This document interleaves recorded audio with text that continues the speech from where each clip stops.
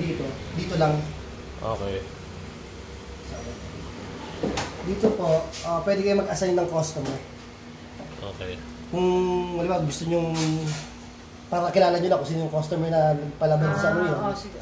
Kaso ang problema dito, napupuno. Delete lang kayo, delete. Kaya kami, hindi kami, yung iba, talagang ano lang, sa unknown lang kami, next na lang. Ito na po yung layout ng ano nyo. So kung wala, first time mag-washer tayo. Sakto, liga. So unknown parati na lang. Opo, kasi para hindi na mapuno yan. Ulitin mo ako, ya. So nasa baba, okay. Ito lang po. Yung queue na may coins. Wala naman password to, no? Pag Wala po. Ito yung central pin. Central pin pa tawag dyan. Okay, i-click. Click nyo lang po. Okay, tas unknown contact. Unknown contacts. Or kahit ito. Next lang po. Next, okay. So ito na po yung layout ng machine natin. Then pag may magpapalabas sa atin, washer 1. click lang po. Ito yan. So 1, 2, 3. Okay. So ito po. Pipili kayo na ano. Yan is, ito normal. Ano yan, decision yan ng attendant? Yes po. Yung sa water naman natin, wala man tayong hot eh. So, okay lang na nandiyan yan. Okay lang. Ito po yung normal, per press, tapos yung delegate. Nag-iiba-iba po sila sa minutes. Okay. Pero yung napag-usapan ko natin, default natin is normal. So, nandiyan na po yan. Okay. Ito na lang po ang gagawin natin. Light, medium, tsaka heavy. Ayan naman po yung mga prices niya. Kaso talagang naka-dollar siya eh. Okay. Wala siyang peso na sa inyo. Okay. Para sa wash din yan? O para sa... Washer lang po. Wash po muna yan. Apo. Ano difference nung light, medium, tsaka heavy? Minutes mo ma'am, yung process po. For example, yung light natin, 20 minutes siya maglalaba. Then, sa medium natin, mas malaki yan. Tsaka yung water level niya. Kunyari, makita niya puro maong.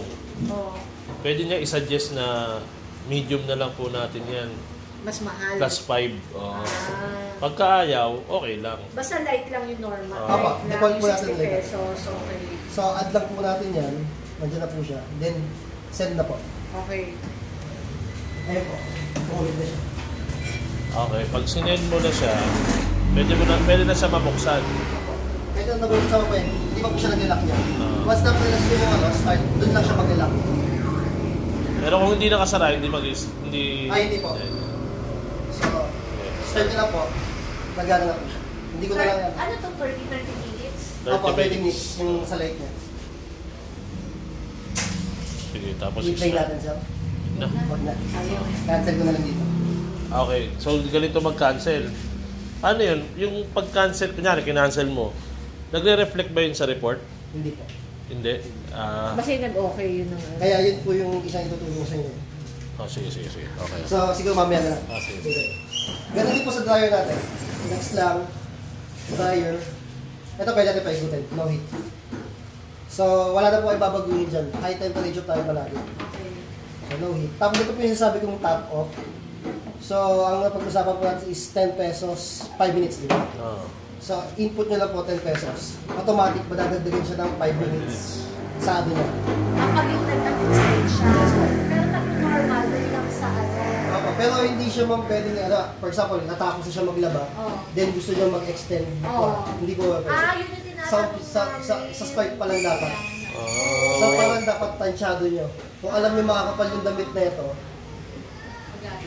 so yun dati, yun yung in-inquire namin dati na for example, kasi di ba, ilan ba yung normal na 35 po sila natin. About 35 minutes, tapos nakita ni client na medyo basa pa siya, magre-request siya ng additional 8 minutes.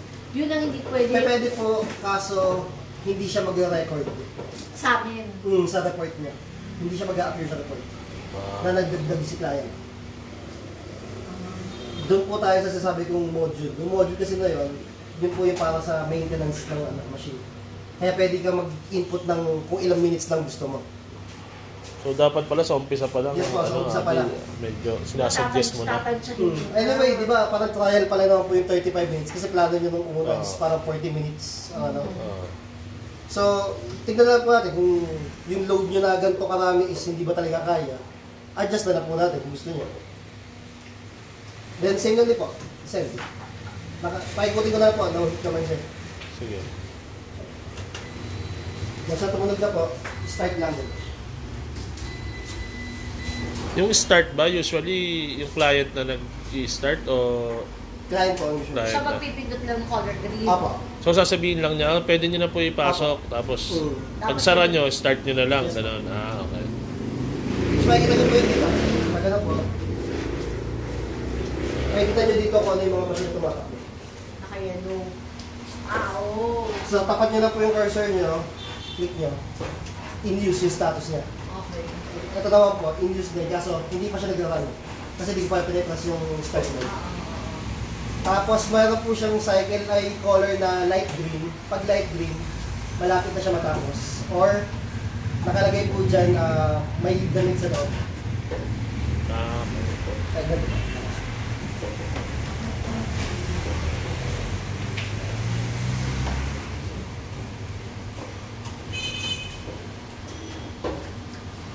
Pwede mo rin i-stop yan. Ito po yun. Yung ituturo ko sa inyo. For maintenance kasi ito eh. Ayan po. Parang nag-blade siya na gano'n. So, ayan po. Clothes left in the machine. So, iniisip nung computer, Meron. may damit kasi tapos yung cycle, tapos hindi pa binubuksan yung pinto. Ang gagawin niyo po dito, since 0-0 yung counter natin, bubuksan niyo ng pinto. Once na lumabas na po yung pressure, okay na po. Save din po dito. Basta bumalik po siya sa ano, nag-zero siya din, para bumalik siya sa ano yun. Tapos makikita niyo po dito, mag-green na ito mamaya. Matagal ako minsan, kaya nire-refresh mo na. Ayun. Mas kagandahan po dito rin, makikita nyo rin kung mas maganda kung nakabukas yung mga pintuan natin sir. Okay. Kasi para nakikita nyo kung ano, hindi na nyo sisilipin kung ano yung available. Makikita nyo dito kung ano yung available, kung ano yung machine na Okay. bakante. So yan po. Wala na effect ng mga bukas. Kaya ba, Abi? Madali lang po yan. Talagang pindot lang, pindot, then pili lang. Kailangan yung dryer lagi nakabukas. Ganun lang po. Parang sa easy wash. Tsaka mas maganda rin po nakabukas para sumisingaw din siya. Oo, himigit. Tapos yung sa report naman natin sir, dito po tayo sa quantum bending. Yung? Report natin, Okay, report. quantum bending. Doon naman siya. Opo. Sa Ito po, operation. nandito lang, operation to. So ito yung quantum bending na sir. Puntahan nyo na yung may location. So ito po yung list ng mga machines natin. Okay. Then, reports, audit report, total vending lang po. Then, pipili po kayo ng date. Ayan. Yung po date. Ayan, for example today. Lumabas ba yung ano mo? Hindi pa po dapat Ayan. lalabas yun. Ayan. Makikita nyo po dito yung total cycles niya sa araw na yon. Okay. Pwede naman kasi daily or parang 2 days. Yung ano. Depende po sa isa-set nyo report. Daily. Daily na lang. Set mo na lang. Tapos nandito po yung, pati yung presyo niya. Okay, pero Per machine po ito Per machine po yung cycle. Kung nakailang ikot yung machine. Bali dito sa total cycle sir, magbibilang lang siya once na natapos na yung buong cycle. Okay. So for example, katulad nun, yung in-stock natin, hindi bibilang yun. Then, first, yung sinasabi nga ano, pero hindi siya bibilang sir, pero dito, lalabas may presyo.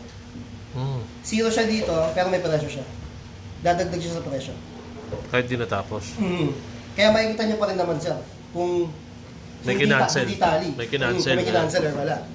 Kasi hindi siya balance eh. Ayan, pwede siyang i-save as PDF. Then, Ba't wala dyan, hindi lumabas dyan yung presyo? Yung kinancel natin? Hindi po. Hindi talaga po lalabas siya kasi ano. Hindi talaga siya, hindi natin in-start na ano. Hindi natin yung start. Yung dryer. Yung tipong mamaya pa po lalabas yan sir. Okay. Kasi parang ito, parang may delay siya ng 40 minutes to 1 hour bago kayo magana. So mamaya pag trinay niya, saka siya lalabas. Hindi siya real time pala na, Apo. ano. Then, kung minsan sir, pag nagkaroon kayo ng problema sa communication, check nyo muna ito. Kung nagko-communicate. Anong ito. communicate? Ito sa kayo machine. Sa kayo machine. Then, Paano ko malalaman na hindi siya nagko-communicate? Hindi po siya communicating muna kasi. Okay. Communicate. Then, palagi niyo po i-check kung naka-play. Dapat hindi siya naka-stop. Dapat nag-run lang siya palagi. Pero automatic naman po yan.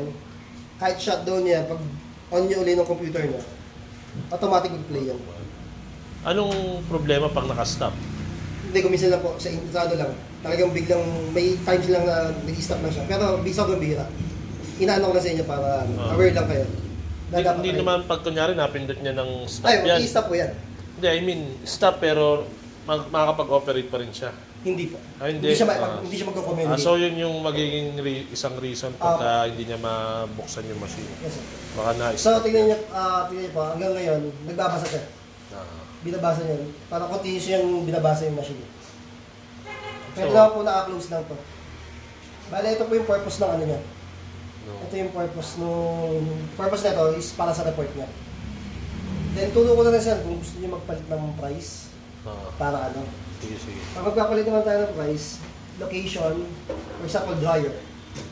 Right click lang po, network command, collect machine data. Ibig sabihin po, kukunin natin yung programming ng machine.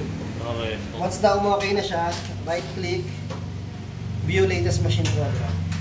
Ito po yung price natin. Okay. So, baguhin nyo lang po yan. Pati minutes. Yes po. Ay, hindi minutes, nandito rin po yung minutes. Oh, Ano po. yan nga. Pwede nyo rin baguhin. Pwede rin Ang baguhin mahirap yan. kong baguhin is yung ano, yung tawag dito po, yung water level. Kasi yun, mismo sa machine namin, gamit yung laptop namin. Kaya, hands up po kaya kami ng Ito ba pagka pinalitan, kailangan ko ng password? Wala po. Then, ito po yung sa top up natin. Kung gusto nyo baguhin nyo, ano? Sige. Kung gusto nyo baguhin yung presyo, tsaka yung minutes. So, di ba, 10:5 tayo. Oo. So, ayan po yun. Then, okay nyo na po. Once okay na po, pwede rin dito, sir, pag gano, nagka-problema pala kayo, yung ima-manual nyo muna. Machine Okay. configuration lang, i-check nyo lang po itong OPM. Enable OPM. And then, okay. Then, okay lang po. Sige. Once na ma-okay nyo na, highlight nyo po lahat ng dryer. Then, right click, network command, program machine. Oo. Dito po, piliin nyo lang po yung pinaka-recent na binago nyo. So, 413, ito po. Then, send. Magiging manual na yan. Hindi po, hindi ko naman chinek eh. Hindi. Apo. Pinakita ko lang po sa inyo kung babaguhin nyo. So, ayun po. Automatic na yan. Ano yung mga times na kailangan ko siyang baguhin to manual?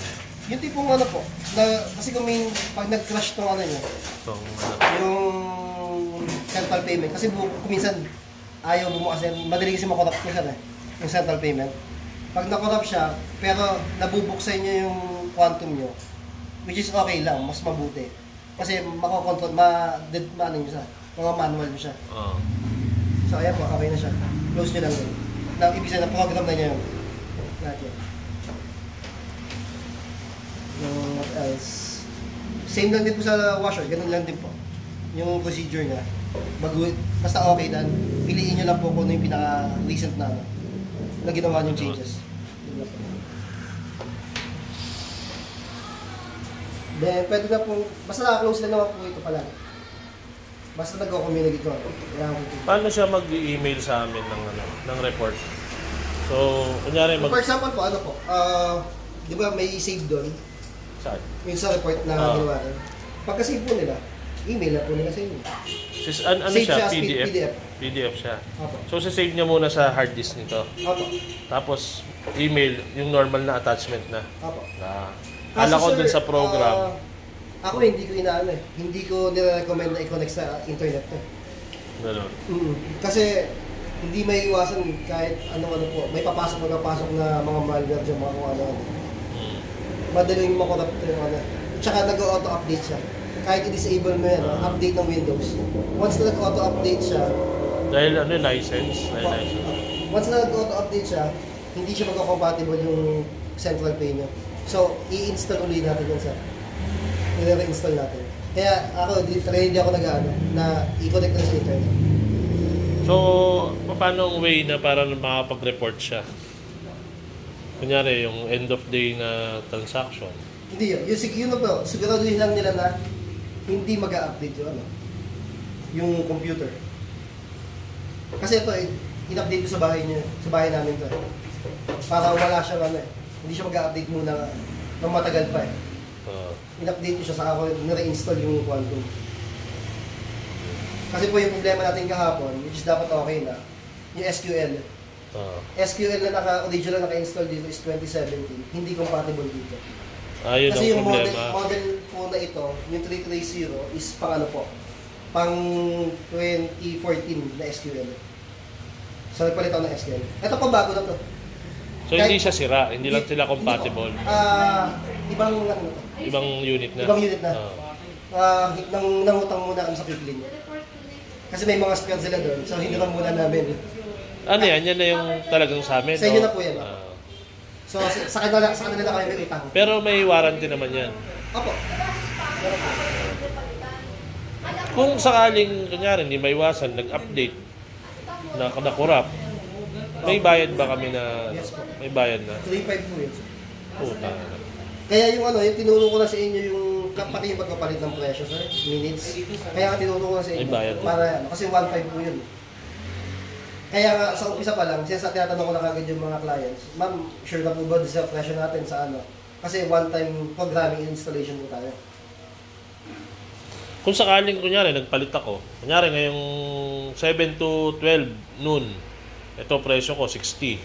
Pero nag-decide ako, palitan ko ng 65.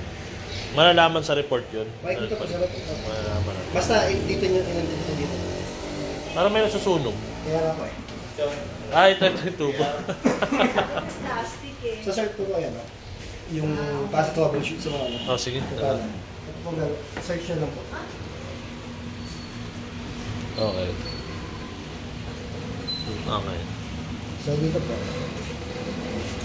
So, same lang siya nung ano natin, di ba? Yung interface niya. Kaso, pwedeng, dito kasi, pwede kang, yung sasabi kong rapid advance. Yung rapid advance, pwede kang mamili ng minutes, kung ilang minutes mo na papatakbuhin. Ito Okay. yung hindi mag-a-appear sa ano. Hanggang 99 minutes siya. Tapos, rapid advance, automatic na po yun. Kung ilang minutes yung sinat niya. Then, ganun din po sa washer natin. Rapid advance. Makakapili ka naman kung saan process na siya ng paglalaba. Kung banyaw, kung ano. Ito po. Pero hindi pa rin siya mag-upgrade sa report niya. Kaya hindi talaga namin nire-recommend. Dito po tayo pwede mag-stop ng machine. Kung in case of emergency. Dryer wala problema. Washer talaga. So So washer, in case ng emergency ka. stop. Yan lang po. Ito yung pinaka-purpose namin yun. Tapos,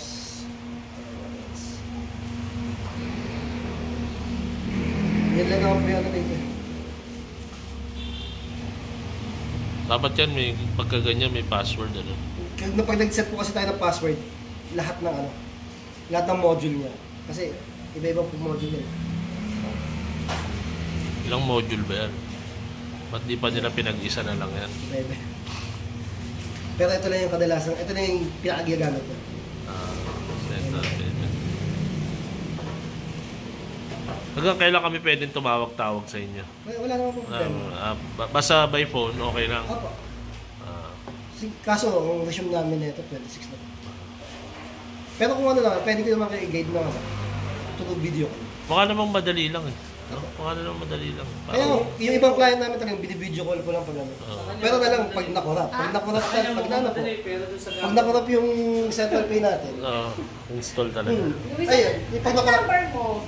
Dalawang po yung number. Hindi, meron na ako Hindi ko alam yung number. company number ko eh. Yung pinag-text ko kasi yun yung company number ko. Yung personal mo. Gusto ko personal. Yung personal ko nakuha, nagbigay ko sa kay sir. Diba, just in case yung central pay natin is nakurap yun. Kung bumubukas to, pwede nyo gamitin para makontrol tayo. Ang mangyayari, hindi siya, wala siyang bilang, pero may presyo sa report. Ulit.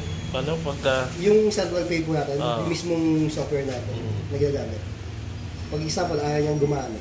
Ito pwede nyo gamitin. yung tinuro mong Kaso, rapid, ano.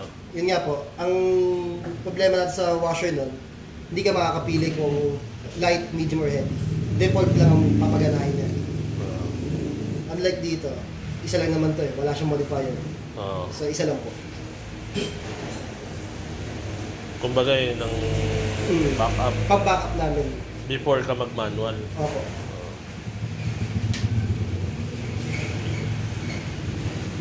Kaya. Basta ganun po yung yung pagmamanual, yung OPN, yung tinuro kasi kanina. Yung machine program. Okay. Dapat pag shutdown natin yan, make sure na bago i-unplug, patay na talaga yung computer. Kasi yung madalas na cause na masira yung central bay. Pag hindi na, kuminsan kasi mamatay na yung ilaw dito, ina-expect nung bantay, patay na eh. Pero hindi, tumatakbo pa yung banda sa likod. So siguraduhin na natin naka-off na talaga. Kasi hindi na tayo Hindi naman kami nag-unplug eh. Hindi ba yan? hindi. Tapos yung napag-usapan nga po natin yung kung bibili kayo ng UPS. UPS, Para just in case na nag-fluctuate yung kuryente or ano. Stable siya. Opo. Kasi in-installan namin isa hanggang ngayon wala pang problema. Nagbumili siya ng UPS. Eh yung yung machine, wala problema sa pagpa-fluctuate. Ay, wala naman. Wala naman. So siya shutdown. Si-save lang yan? Sinisave Wala pa ba na po, yan? wala Hindi na na. po. Close lang. Basta kung bukasan, babalikan ko yung day before. Okay, ganyan. Tapos, Makikita ko yun, no? ayun. Tapos yung sa report niya, automatic naman po yun. Kasi nag-i-store siya dun sa mismong machine. Alam mo, sinabi sa amin nun,